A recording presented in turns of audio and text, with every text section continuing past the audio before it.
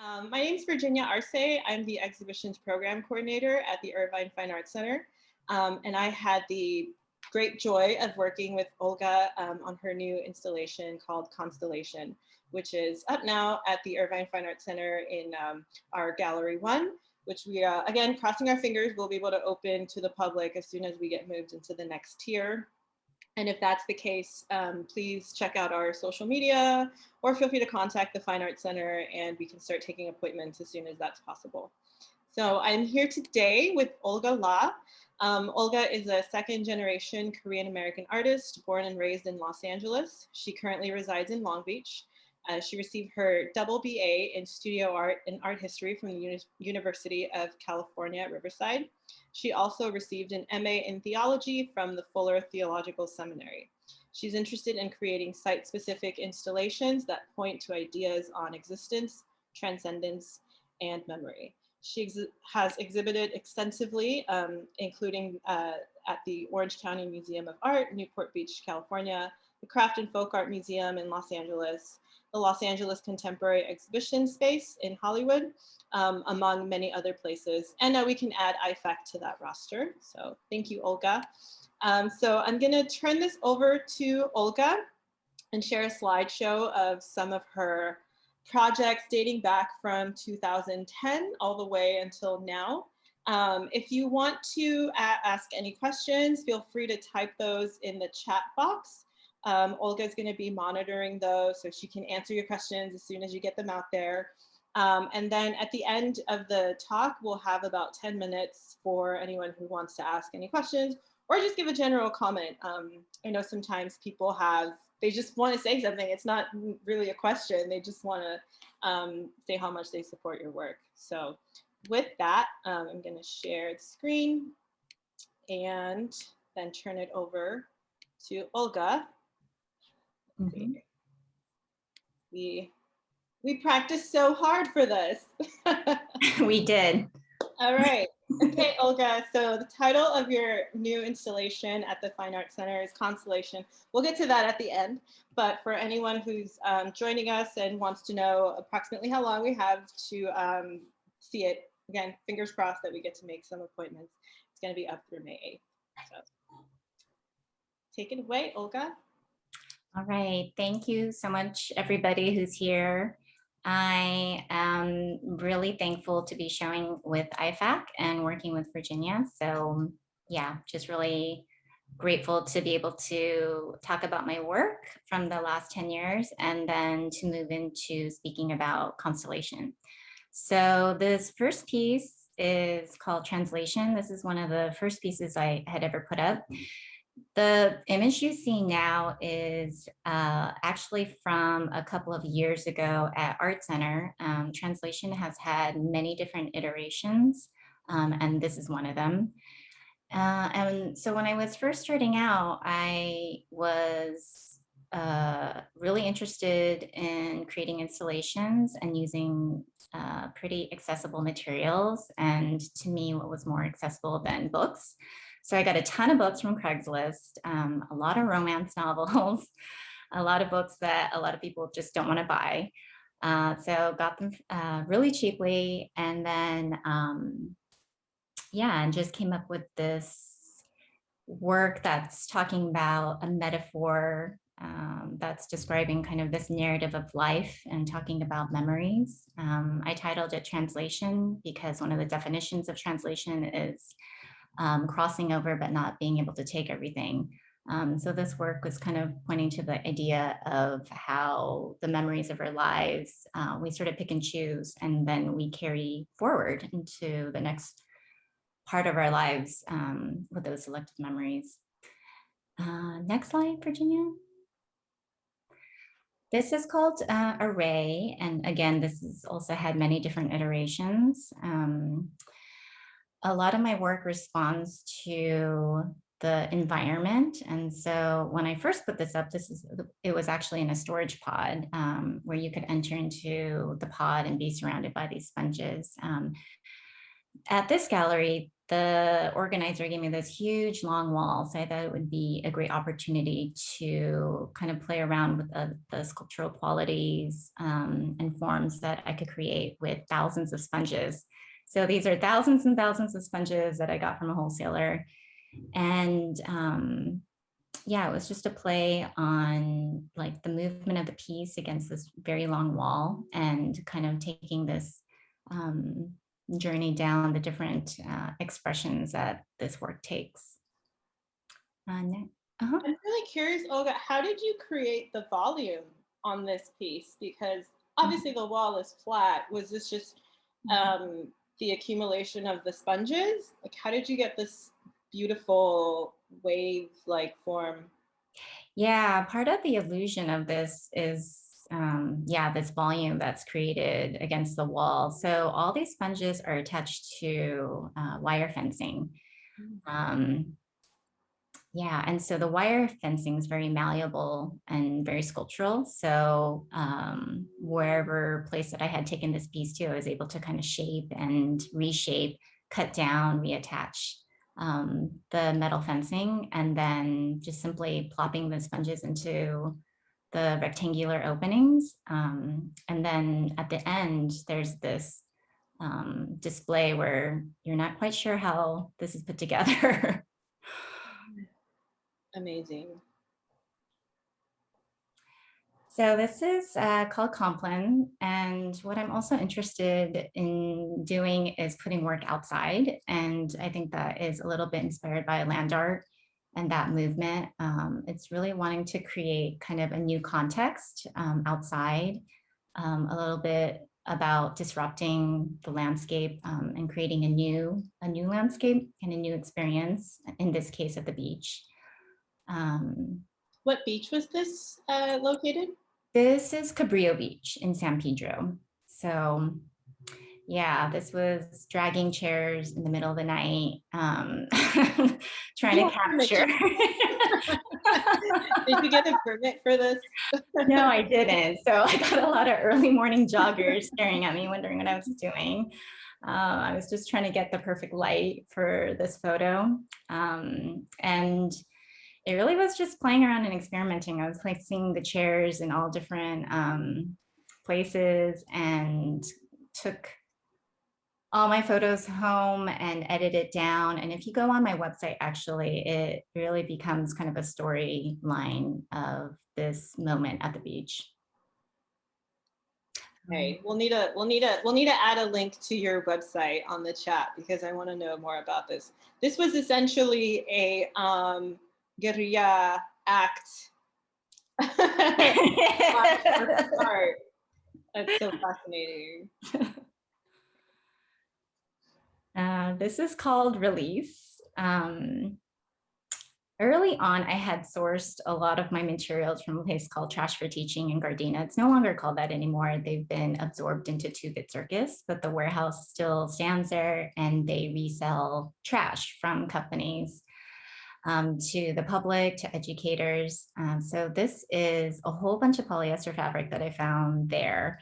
And I was specifically doing something for symposium at Fuller Seminary, and their theme was healing. And so a lot of times I draw upon my own personal stories of grief, trauma, pain, and was thinking about healing and how healing is never just kind of a one and done moment, that it's kind of a process of healing and then being re-healed again and again and again throughout probably a lifetime for some people or for some situations. So this is what that's about. I'm just going to check the chat here. Thank you for the comments. And then there's a question from Carol. Do you resell or donate the used material for your installation afterwards? That's a really good question. A lot of times I'll reuse it.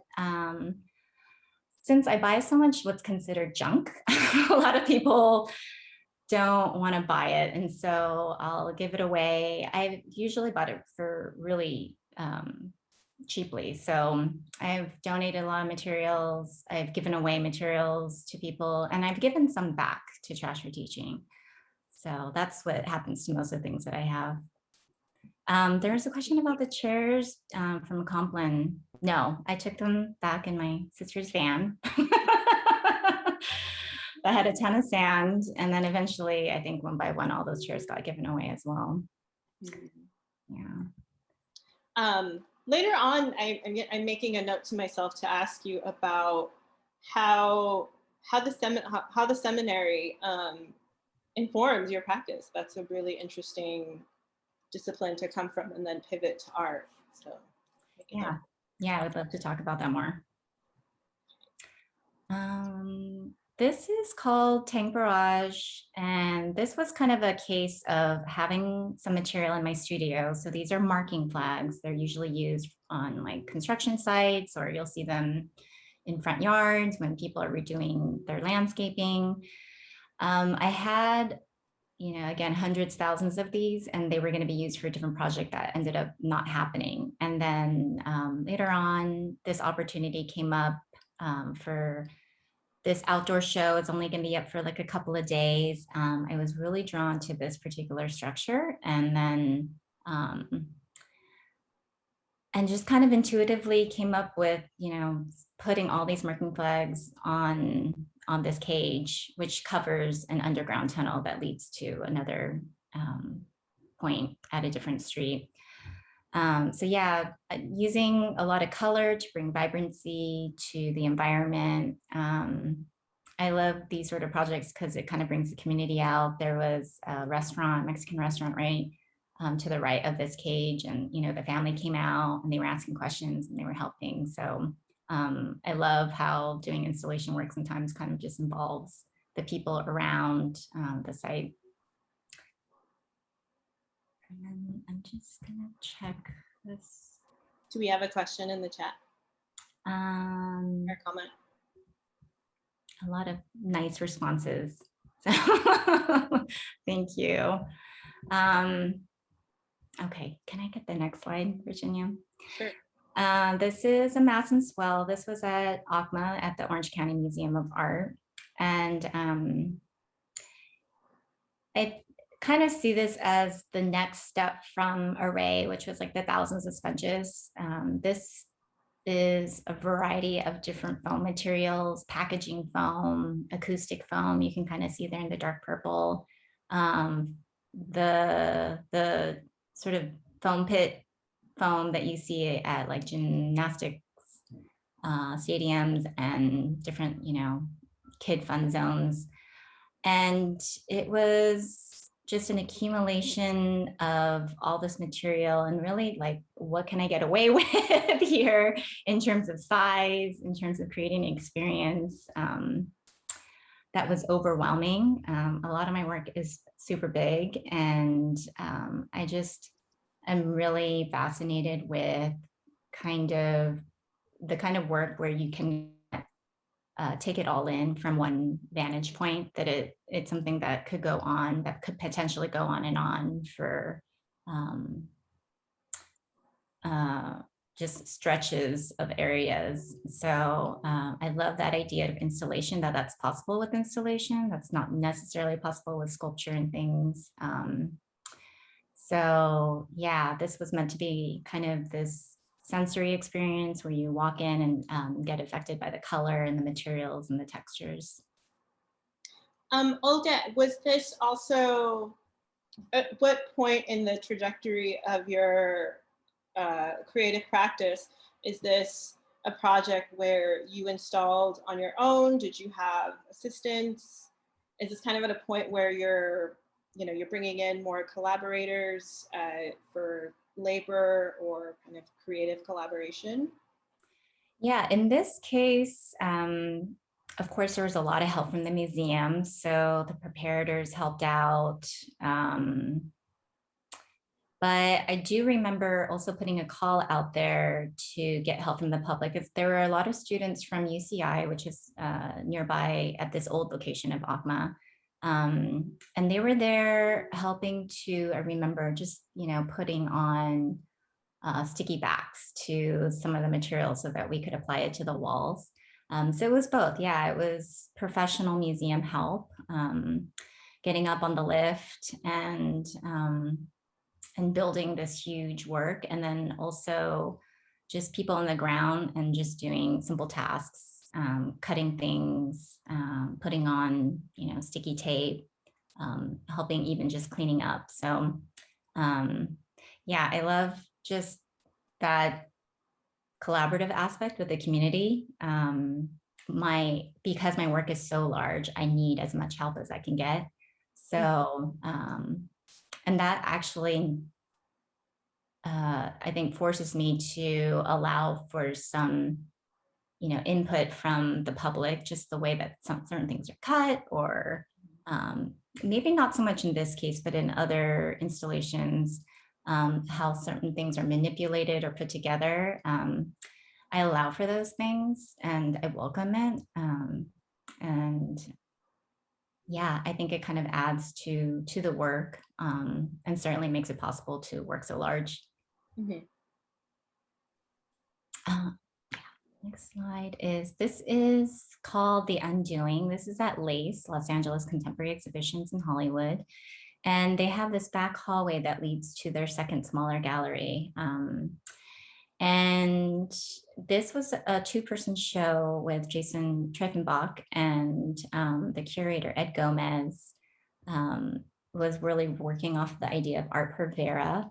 And that movement is about using trash or discarded things, or just materials that are seen as, again, as junk, and using those things to create art.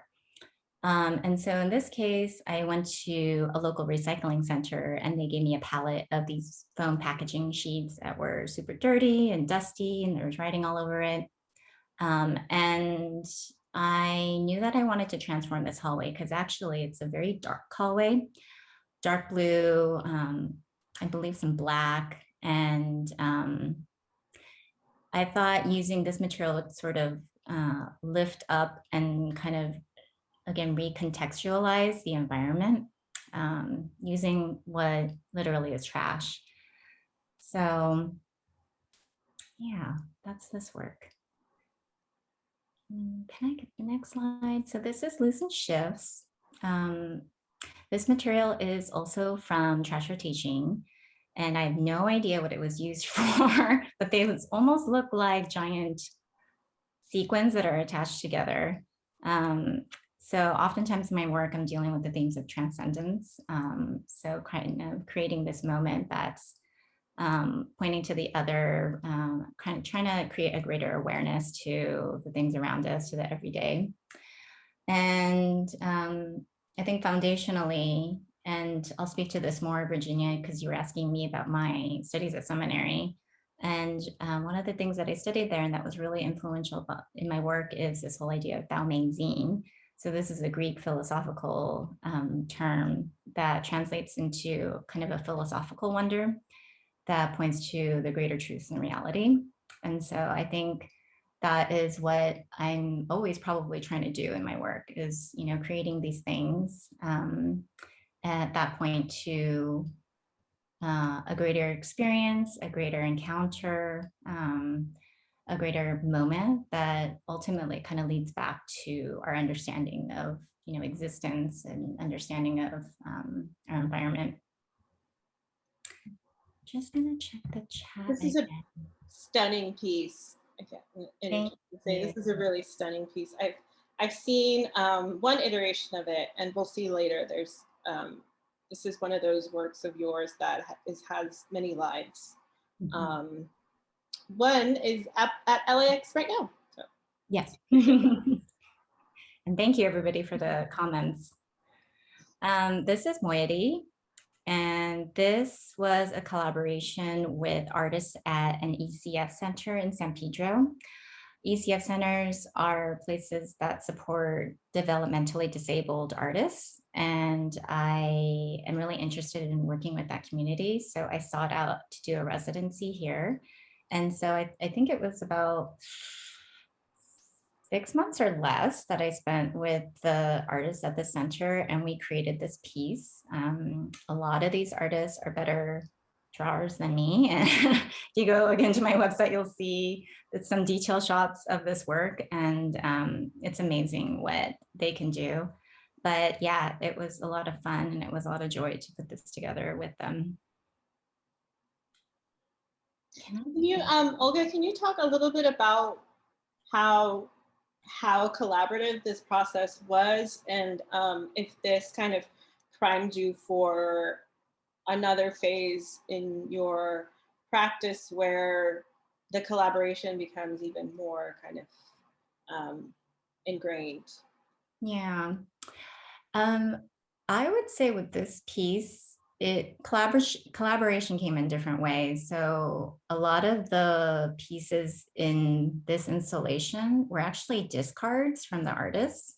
They have a whole area where if the artist so chooses, they can take work and just put it back in this pile so that another person could use like the paper or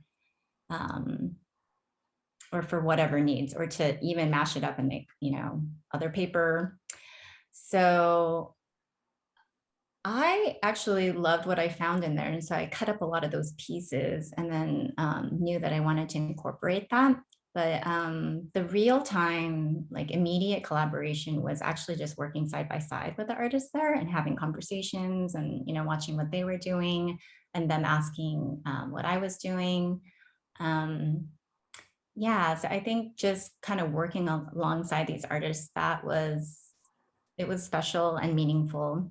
And then putting this work together, so I didn't get to meet every person who's there. It's actually a very large center with a lot of different artists coming and going. But the few that I felt like we kind of developed a deeper relationship, they came and helped put this together, attaching things to the netting that was used. And then I did all of the hanging, taking the risk of going up on the ladder. We don't want any of the ACS artists doing that. So yeah, and then actually to this day, I maintain a relationship with that center. And so some of those artists come out to my studio and will help me build other installations. Obviously, I haven't seen them in a year because of COVID. But yeah, it's just this great mutual experience of learning from each other and helping. And yeah, I really value, I think, not only the work that comes out of our relationship, but just also the opportunity to work with a marginalized community. I'm interested in marginalized communities, and particularly this one because they're often overlooked and seen as, other than. And so, yeah, I in some ways cherish this work because to me it is so beautiful, and it came out of this relationship with them. Lovely. You can monitor the comments. I can't see them. Okay, I don't know. I can't keep up. Oh, Carol asks what the title means. That's a really good question. So moiety is, I was trying to come up with a title for this, and I came across this word, and it means two halves coming together. And I thought that was so nice because I was bringing one half of my work to this, and the ECF artists are bringing their half. And it's such a weird word. I've never heard of it. I haven't ever heard of anyone ever use this word. And I thought that was so fitting because it's a strange word that nobody really knows about. And it kind of reflects what was going on, this residency at this kind of, other place with artists who are kind of seen as other. So yeah, I appreciated finding this word and applying it to this work. Yes, you introduced me to this word. I also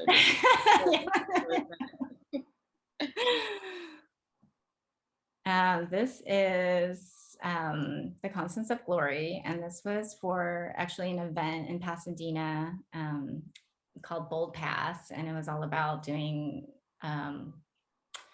just really colorful, vibrant installations outdoor. And yeah, I think my process has a lot to do with considering the audience, but also where I'm coming from as an artist and what I want to convey. It's never just one or the other. It's kind of a amalgam of different thoughts and considerations. And I knew for this event that this was going to be going out to the general public, and I knew what kind of event it was going to be. It was this one day, just a fun, way to be out to explore Old Pasadena. And so I tried to combine that idea with the thoughts that I had, which are that, the moments of kind of understanding or revelation or just simply joy is always available to us. And I can say that now, even though we're going through this year of COVID. So yeah, that's what I was trying to express in this piece. And what is the material is this just like endless feet of these giant kind of like sequin type material? Yeah, that's a good question. So it's these foil curtains that I actually got from a party store. They're just like circles of foil, and the curtain's probably like 6 by 6 feet. And so I just bought a ton of those, and then wanted to add the ombre blue at the bottom. And so there was a lot of spray painting and more spray painting. And I think the contrast between this kind of party material, this glittery, very showy material, would be great to put against this. This is actually a parking structure. And a lot of my work has to do with kind of creating new ways of looking at architecture. And I mentioned context before, and kind of changing up the context of architecture as well here. So, here's this boring parking structure. And then it seemed like a perfect opportunity because there's openings at this 3-story parking structure. It was a perfect opportunity to just throw a ton of material out the windows. So this is actually like 40 feet long, and then it spans, I don't know, like 50, 60 feet across. So where is this material now? Is it waiting for a second life somewhere? it is, yeah. It's sitting in my studio, and I hope to use it again somehow and do a different iteration of it. So yeah, I'm really excited to see where this piece might go. Yeah. There's a question from Lori. Do you envision the piece and then go find the materials, or do you see the materials and then get inspired to create a piece? Yeah, I would say it's all of the above.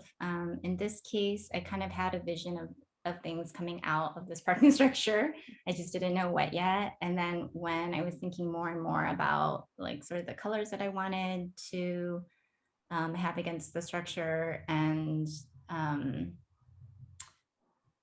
the kind of like feeling that I wanted to convey, it was kind of this intuitive like concept, coming up with the concept of generally what I wanted to look like, and then searching through so many different websites to see if I can find the right material. And then oftentimes the ideas kind of get affected by what I find and what's available to me, usually at low cost. So, and then sometimes it's the other way around, with Tang Barrage, it was just a matter of having that material sitting around. And then it was a just, great opportunity to like have that cage on the street and have those things to come together. And then the meaning, and then, what it expresses to me or to the public comes afterwards. Great question. We're back at Lucent Shifts. Yeah, so this is at LAX right now. This is Terminal 7. And I am really interested in doing public art. I love that public art is just, it can be anywhere and it's for anybody walking by, that it's in an everyday space, and that it kind of just interrupts, whatever surroundings that you're in, and hopefully in a, evocative way, that kind of meets the environment that it's in, but also kind of piques curiosity or questions or invites discussion. So yeah, this is there. And then the show has been extended because of COVID and not a lot of people are flying through LAX. So it's kind of there indefinitely. Can you talk a little bit about how your art ended up at LAX? I One of my first jobs was at LAX, and at the time they didn't have a public art component to their facilities. So this is just so exciting that you have contemporary art at the airport. Yeah, and I have to say, the people who run the art program at LAX, they do an amazing job curating. This work is up with Luciana Abe. I think I'm messing up her last name and her first name, but she's a wonderful painter, and her paintings are up next to this sculpture. And they have throughout the airport so many great contemporary artworks from artists in the LA area. So how I got into Terminal 7 is that usually the Department of Cultural Affairs in LA will put out a call every 2 or 3 years, and you apply to be in a pool. And then the curators will select people from that pool to present what they want to show at the airport. So this is my second time showing at the airport. I was at Tom Bradley Terminal a few years ago, and we've just maintained this relationship.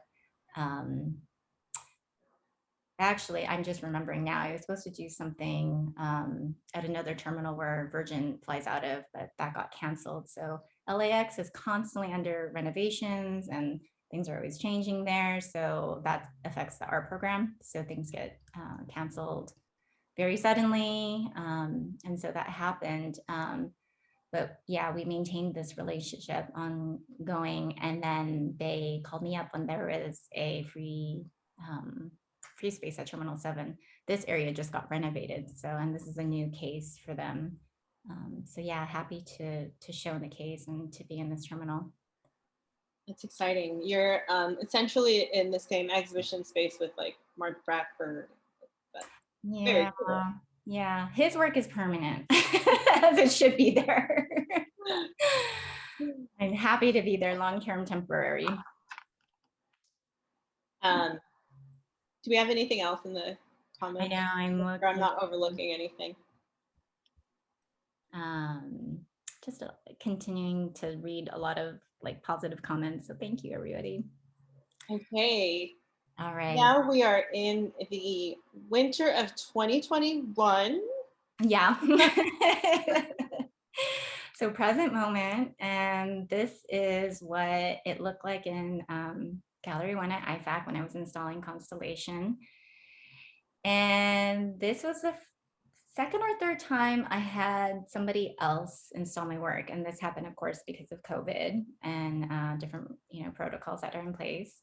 And this was probably an extreme example of allowing somebody else's input and approach to the work and just kind of going with the flow, and that was okay with me. So the preparator and I and you too, Virginia, we talked about how it was going to hang, and there was discussion about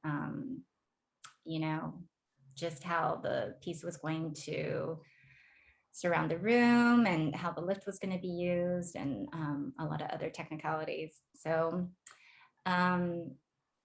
yeah, so for this piece, when I first entered Gallery 1 here, I really was attracted to how this room felt very tucked away and very separated from the rest of the center, almost kind of bunker-like.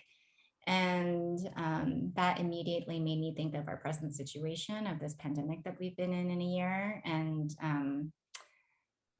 this like dual sense of like wanting to hide and just be away from it all. And then this other sense of just wanting to have a moment to, be refreshed and just take a breather and be able to kind of go out in the world and, brave through this situation again. So I wanted to create something sort of encompassing that somebody could kind of enter into. And I wanted it to kind of express almost this haze. And that haze functioned like metaphorically as something that represented, the pandemic and how it's just felt very ambiguous and not knowing what was going to happen. And but just also aesthetically, I wanted the borders of the work to kind of be blurred into the environment, kind of creating this soft but monumental architecture, which I think goes so well with the concurrent exhibition, which is called Soft Architectures. So there's, this discussion, this symbiotic discussion that's happening between the two shows. But yeah, I wanted it to be a place where you could enter into and have just a moment of contemplation and reflection, and then and go back out again and kind of see how really create a new awareness and consciousness of where we are right now in this pandemic, and whichever situation or circumstance that you're in. So here, this is like the beauty shot. Yeah, so this is what you would see as you enter in. And yeah, I think this is a beautiful picture. But I have to say, like, this is something that has to be experienced in person. I feel like I can kind of, for the most part, capture what a work looks like in the photos that I take of my work. But this particular work, I just feel like needs to be. We're crossing our fingers. Yeah, hopefully soon. If not, we have these stunning photos that IFAC took. And so if it isn't already known, the material is aluminum screening mesh. And I think you can see it better in this. Oh, right here. Yeah. Which is, as you can kind of see, you can crinkle it and mold it, and it somewhat holds its shape. It's very see-through. It's very diaphanous. So I kind of like that quality of this lightness to it. And then I added some paint. I was using popcorn ceiling sprays on it, spray paint, and then just also simple acrylic paint. And that's kind of adding another layer to this piece to kind of to kind of experience and kind of journey through this installation, just allowing for different avenues of understanding and engagement with this piece. And I think that takes us to where we are now. I don't know if there's any comments or questions in the chat. I think at this point, if anyone wants to ask a question or just put a comment out there, you can unmute yourself or add that into the chat box. Yeah. Lori asks, can you tell us about your studio space, actually? Yes, so I'm really excited that I'm going to be moving into a new studio space in about a month, and it's really exciting because I've always worked out of my garage the last 10 years, and this space is huge and allows me to kind of expand on all kinds of possibilities, but also just practically, I'm able to store this piece, Constellation, when this comes down in May. Yeah, and so it's a huge warehouse and an office, and I'm really excited to see what comes out of that place. And then let me just see if there's any other questions. I definitely have questions if there's no questions. Okay.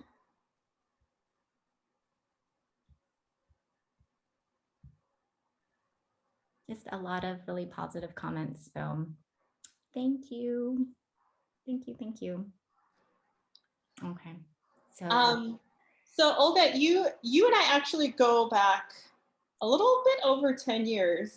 A long time. So Olga is probably one of the first installation artists that I ever met or ever saw, working as an actual artist in the world. And it was for an installation at a gallery in Los Angeles. And I remember you had these long, they were like, They're like discarded wood blinds, I think. yes, yeah. Mm-hmm. And it made such a profound and also really inspiring impression on me to see an artist in real time problem solving, and just knowing that an intuitive way of approaching work on site in the moment was actually, an actual creative practice, was really kind of mind blowing for me. And it's been such a joy to see the trajectory of your work up until now. But I've always been really curious if you arrived immediately at installation as your kind of medium, because I think that there's a lot of education that goes along with that medium of work that you're working with. A lot of people who are kind of new to art, or are kind of understand it from a more traditional point of view, they're thinking of an object, a painting, a drawing. But your work really kind of privileges an experience, and how each individual experiences their surroundings. So it's a very subjective, even more so than I think many other forms of art. How did you arrive at installation? Oh my goodness, it's a very long story actually, but I'm just gonna say if anybody wants to hear the longer story, there are press articles where I've talked about my journey on my website if you go under press. But the shorter story is that I never thought I would be an artist, actually. I thought I would go practically into art education or administration. And then I went to seminary sort of out of the blue, kind of searching for meaning in my life. And when I graduated, I didn't have any of those answers, at least vocationally. And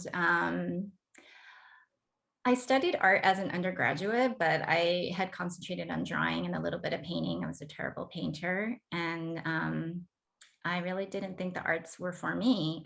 That was also part of the reason why I went to seminary. So after I had graduated from Fuller Seminary, I just worked a bunch of different office jobs. And eventually, between jobs, I found myself auditing courses at Fuller, because at the time that was free for graduates.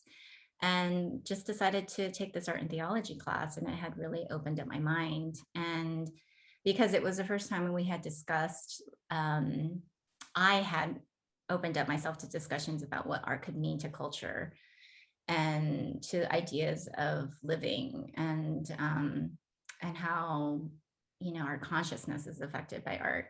And I had always done art as a kid, and I was good at it, but I had never really thought about why is it important, what is the meaning here, why is it effective. So yeah, that class was mind-blowing, and we studied installation art, sculpture. At the same time, I decided to volunteer at LACMA and be a docent there. So I docented there for 5 years, and that was wonderful, being around, amazing works of art, including installations. And so I was really affected by that time, I ended up auditing a couple more classes in art and theology.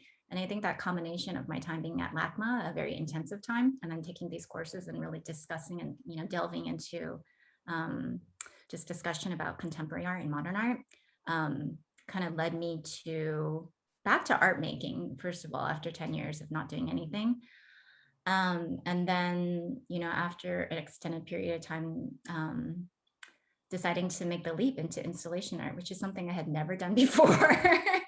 And I think it was because just looking at really powerful works, it was thrilling and moving. And I just felt like I want to do that. I want to try it.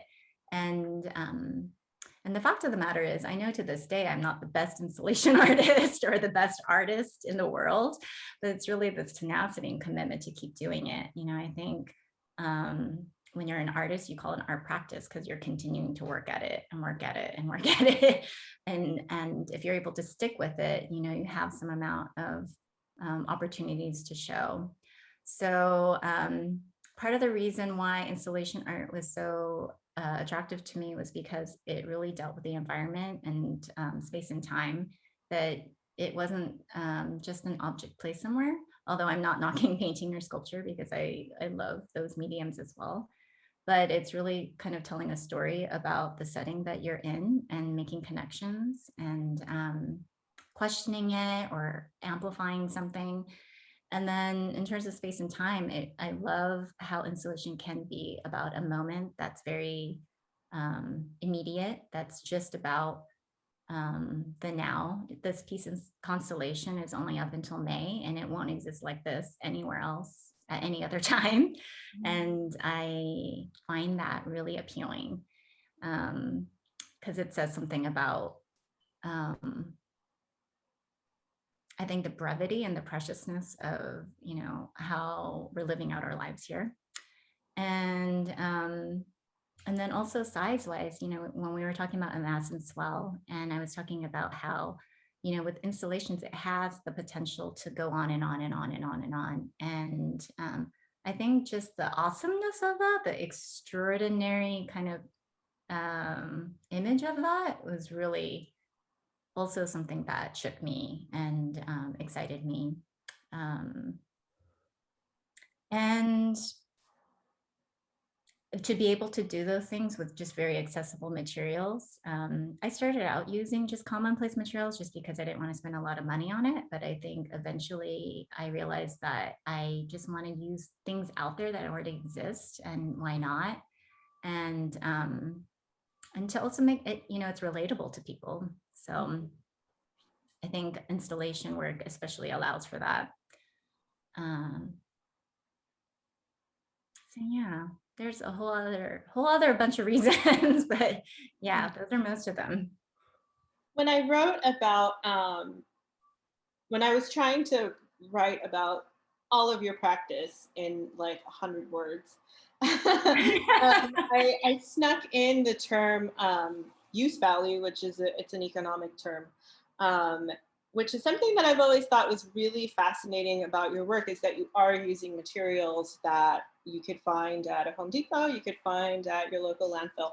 And I think there's something really extraordinary about how you're taking these materials that we live with every day, and we think about really only having one value. Like, this is a sponge and I use it to clean, and then I get rid of it when it's, you know, gross or falling apart. I think there's something really extraordinary about how your work implicitly asks viewers to maybe rethink about that kind of way of thinking of an object as a single use type of thing. I don't know if you're kind of, if how big of that kind of shift in thinking plays a role into how you determine the materials that you use, or if it's mostly an aesthetic determination. But I'm really curious if you're kind of doing like a subtle subversive commentary on consumerism or things like that. Yeah, if you say so, then yes. You know, I tell people it's not that I'm this diehard environmentalist that I want to use things that are reusable, recyclable, or anything like that. I think everything that you mentioned is correct. You know, sometimes I choose things because of its aesthetic value, but sometimes I do choose things because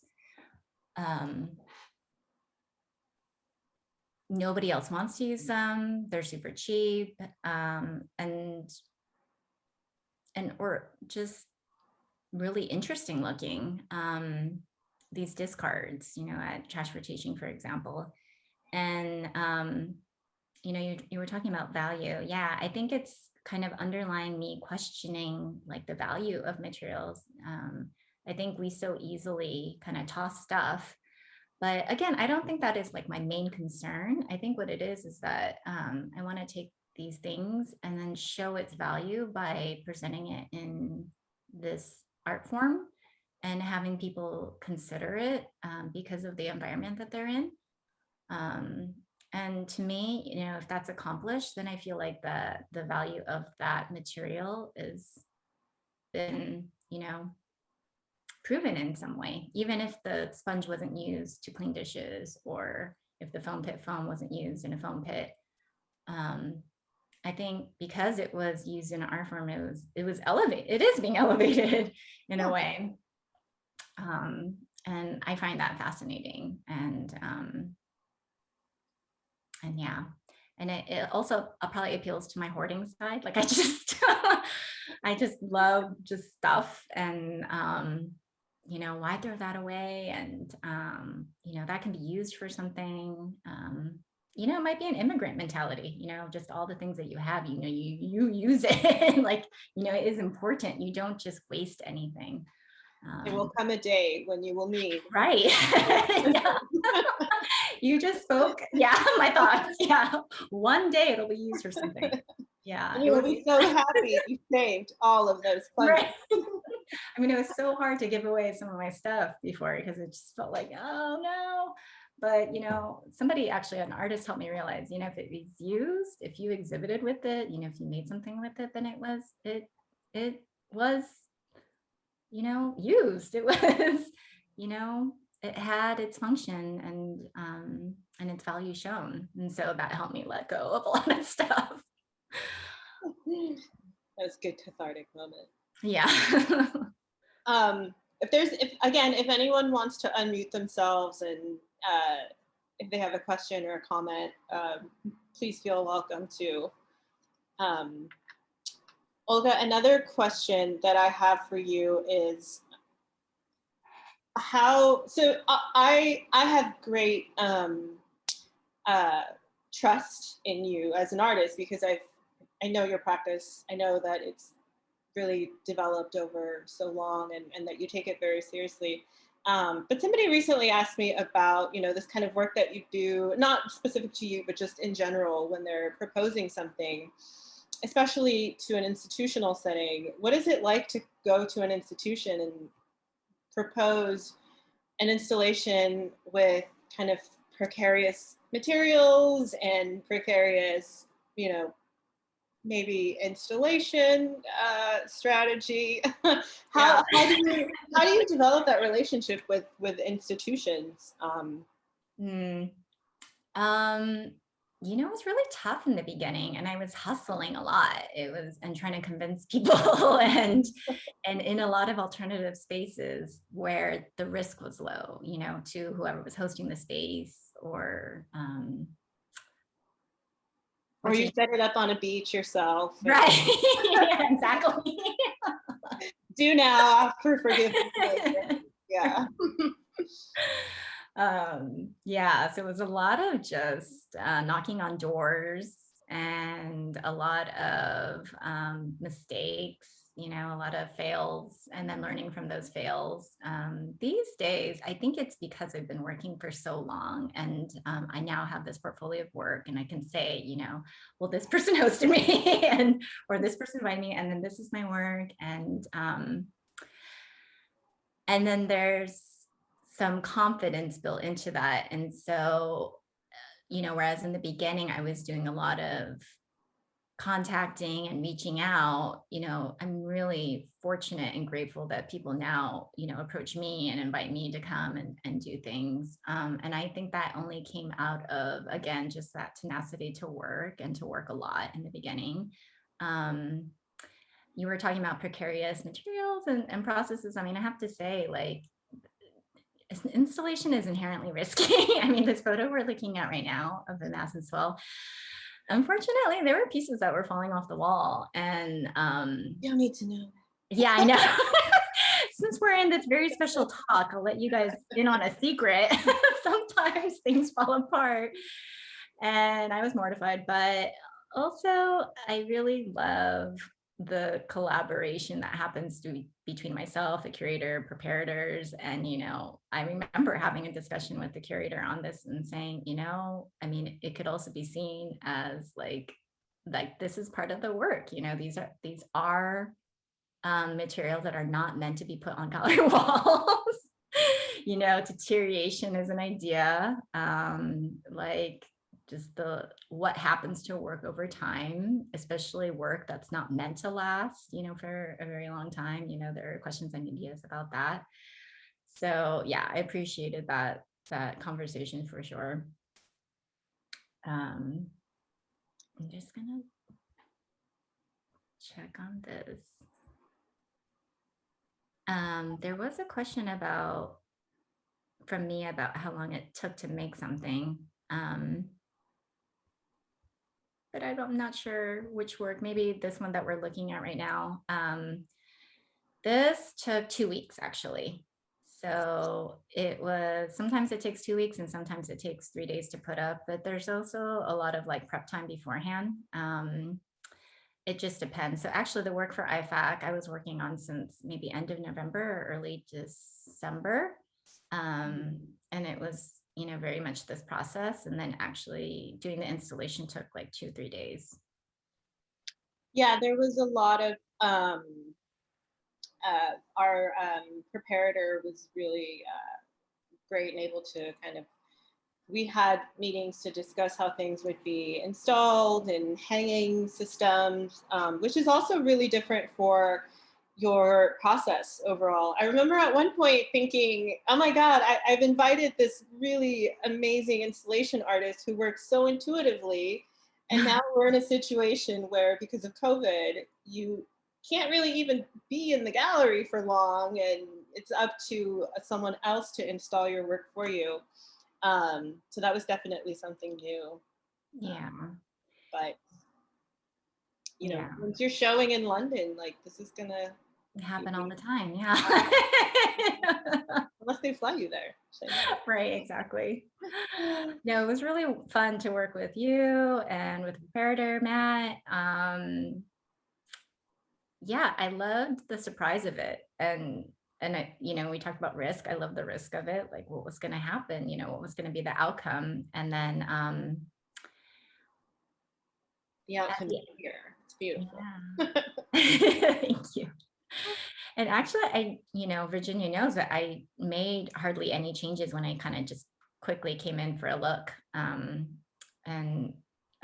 Yeah, I was just really overall happy with the outcome of it. And I think that's a tribute to probably you and Matt for understanding kind of the artistic process. And then also all the conversations that the three of us had.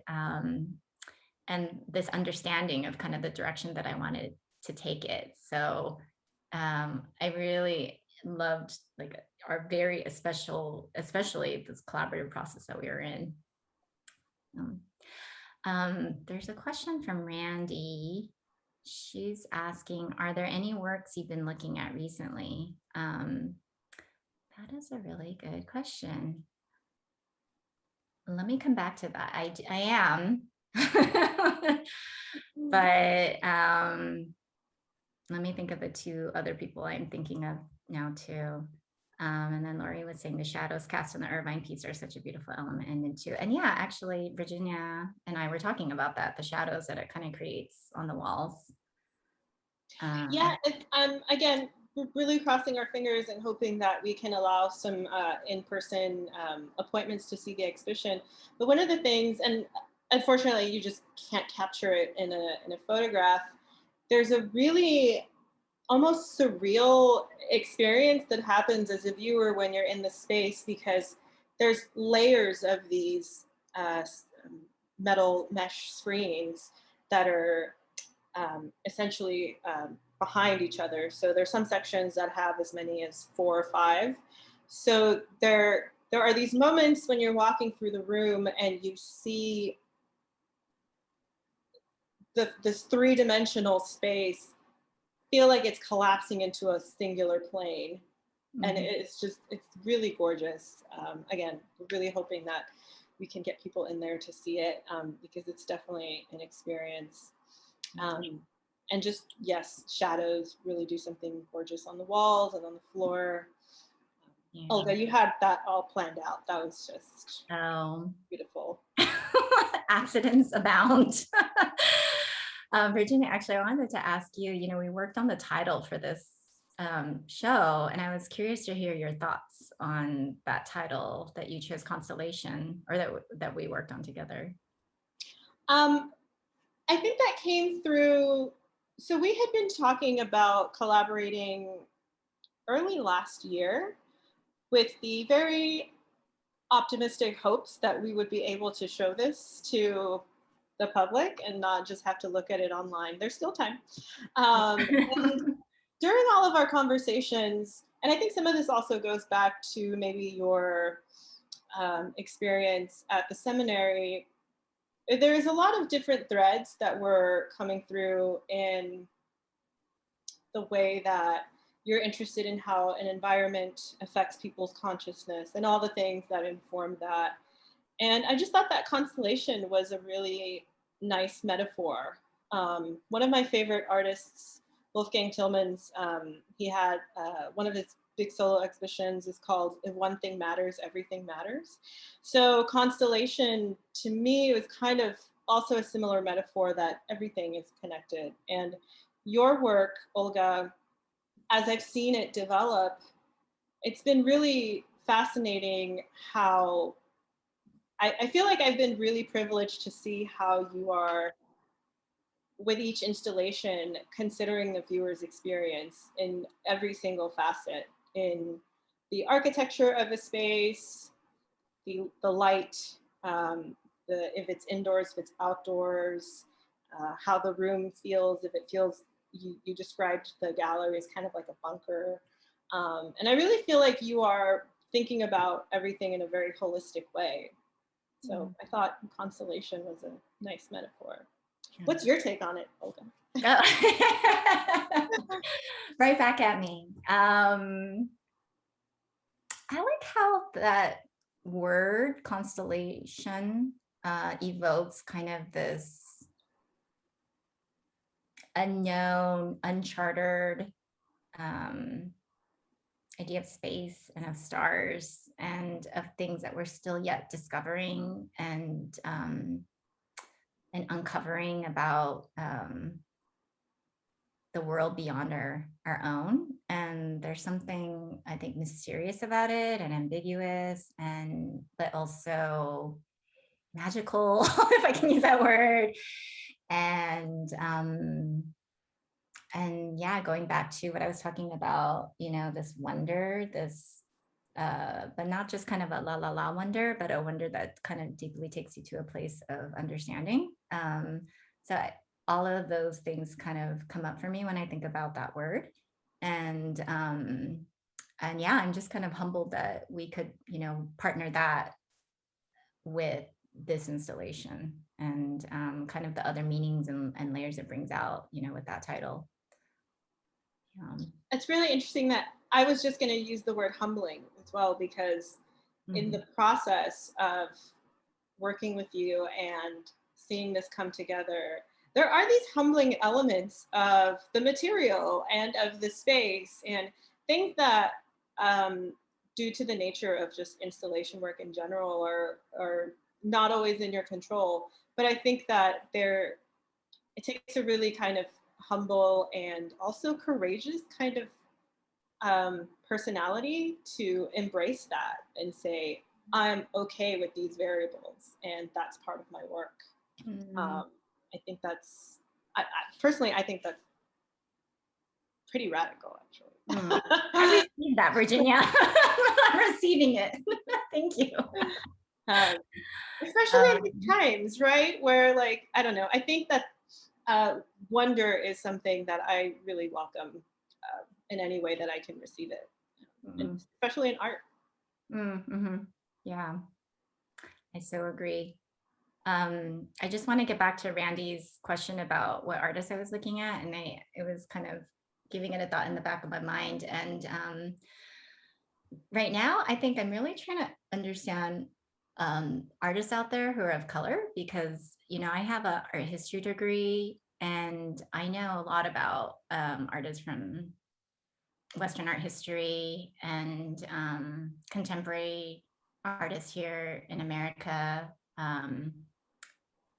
that are mostly, you know, Caucasian. And I think I was thinking about a question that somebody had asked me earlier about, you know, how did you know you wanted to be an artist? And, you know, I've said time and time again that I never wanted to be an artist. And I think part of it was because I had not known any Korean person. If you didn't know, I am Korean. I was born here from immigrant parents. And I had never known a Korean person to be an artist, whether it was here in California where I grew up or in Korea. Uh, they were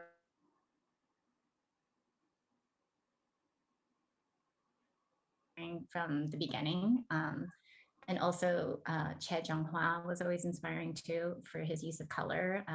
That was inspired by a show where he was presenting at LACMA many years ago, like 10 years ago. And even, you know, famous people who are known, Lee Bull, but who I didn't know when I was in college studying art. So yeah, that's sort of my mission right now, is to look for those people, but who are especially of Korean descent. Yeah. Is there a big Korean artist community here in Los Angeles? There is, yeah. And yeah, it's exciting to see, you know, groups of Korean American artists kind of getting together and supporting one another. I feel a little bit separated from that because I'm out here in Long Beach, but it's nice to see because LA has I think the largest Korean population outside of Korea, out of South Korea. So it makes sense. And I think, you know, part of the gift of our parents who immigrated here is that they had to do all the sacrifices and all the work so that, you know, this second generation could have the luxury of thinking and contemplating on ideas and then expressing them in ways, in art forms and ways that are, you know, poetic and hard to understand by the general public. So yeah, we have that luxury to do that now. And so I'm really proud to kind of be doing this when I thought I would never be able to do this, what I'm doing.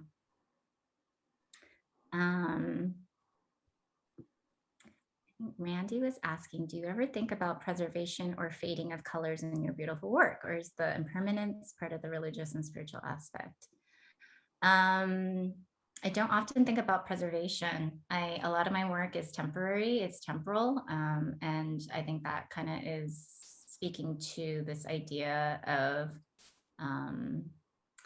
the actualizing this present moment, like this immediate present place that we're in right now, and making that of the utmost importance. So yeah, there's definitely fading of colors and deterioration, and I totally welcome that and want that in my work, to kind of see like the time that's kind of crossed over. But a lot of my work ends up not,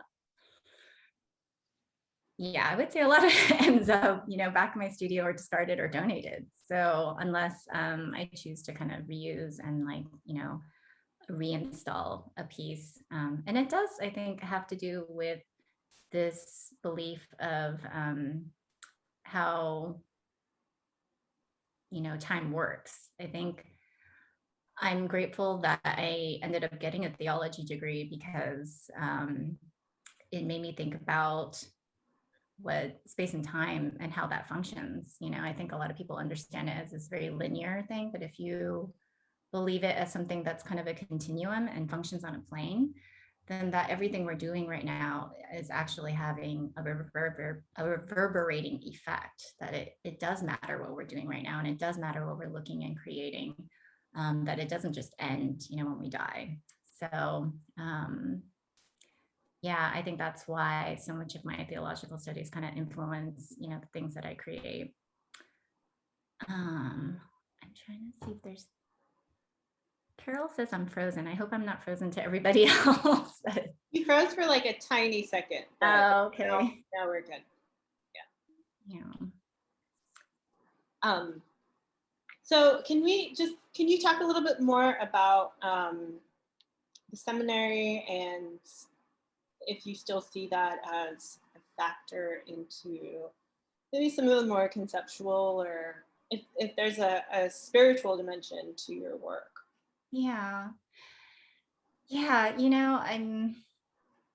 In other ways, I'm grateful to have gone to seminary because, I had grown up in the church and I understood, doctrine and rules and the Bible in a certain way that the church teaches, in the church that I went to anyway, which was a Presbyterian church.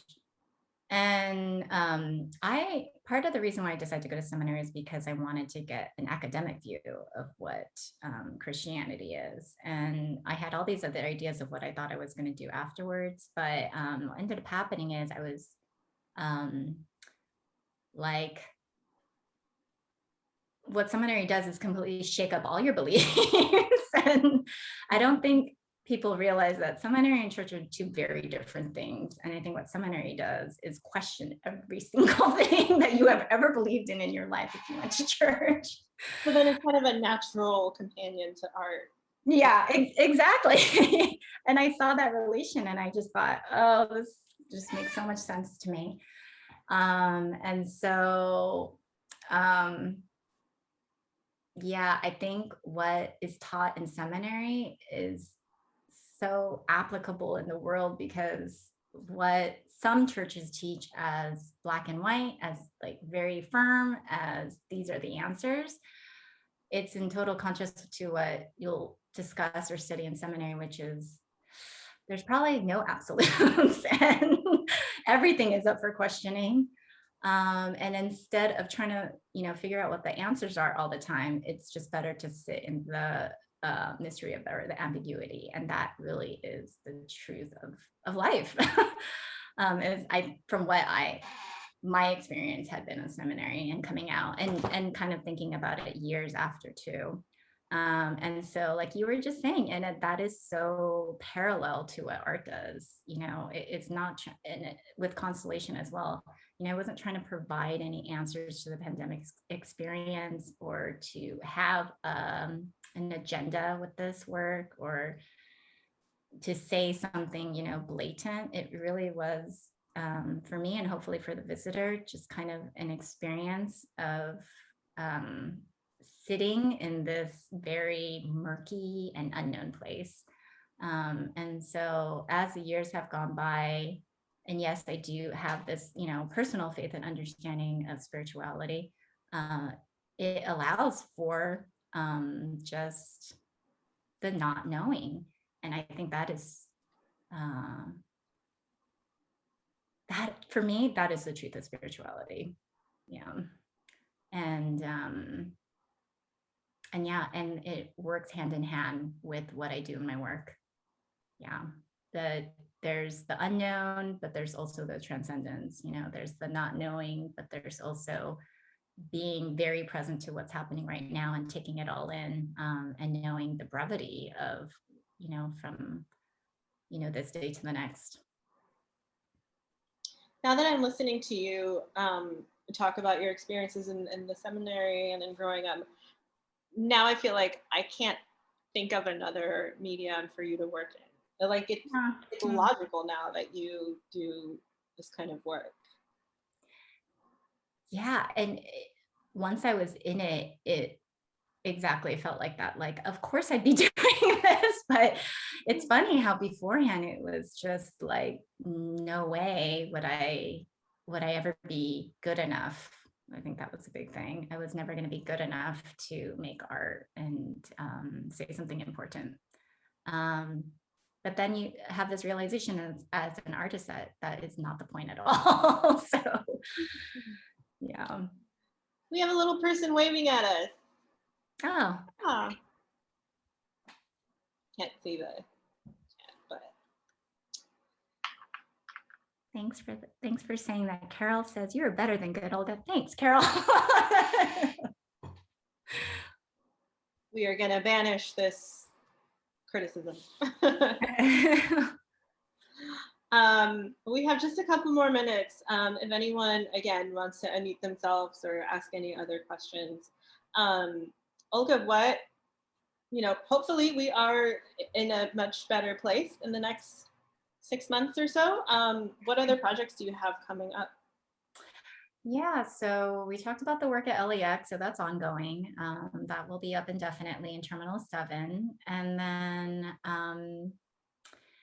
I'm actually really excited to be doing a residency that's starting at the end of this month with City Seminary of New York. We were just talking a lot about seminaries. And that is a residency with 8 or 9 other artists across the country. And we're going to check in with each other for this whole year. And we're going to be working on what it means to create for an in community during a pandemic. And then there'll be a in-person show at some point, maybe next year in New York.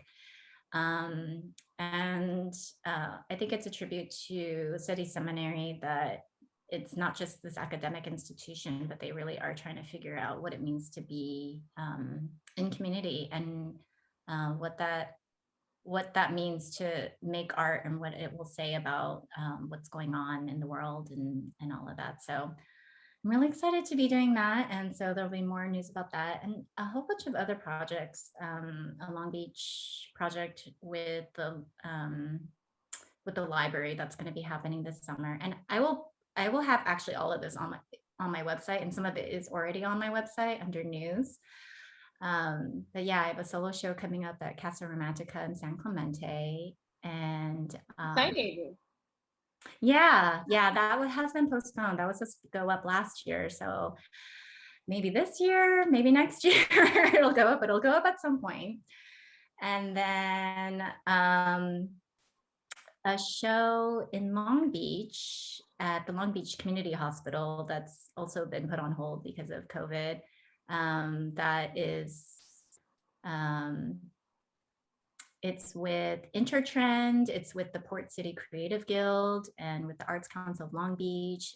They've all banded together to kind of support artists in Long Beach. And so it's this new initiative, and they're going to be putting on shows throughout the city in different venues. And Long Beach Community Hospital has just opened. And so at some point, we'll be allowed to install a show there. So that's going to happen as well. And yeah, a few other things. But again, it'll all be on my website if you're interested in seeing what's going on. Great. And again, for anyone who is in or nearby Irvine, the installation is technically, it's up through May 8th. Again, we are crossing our fingers that we will be able to get some in-person viewing appointments hopefully soon. So if there's any kind of progress on that, it'll be on our social media. You can always contact the Irvine Fine Arts Center. We do have staff, even though we don't have staff on site, we do have staff who can answer any questions or take appointments whenever that time comes. Olga, thank you so much. It's been really such a joy to be able to work with you again after maybe a little over 10 years. Yeah. And to see just the trajectory of your career. And I really feel like if there was ever any lingering question of how you arrived at installation, it all makes sense now. Thanks, Virginia. See. So yeah, well, thank you, everyone. Thank you again so much, Olga. Everybody take care. Follow us on social media if we have any updates again on our opening. And take care, wash your hands, wear your mask, stay safe. Thanks, everybody. Thank you. Bye. Bye.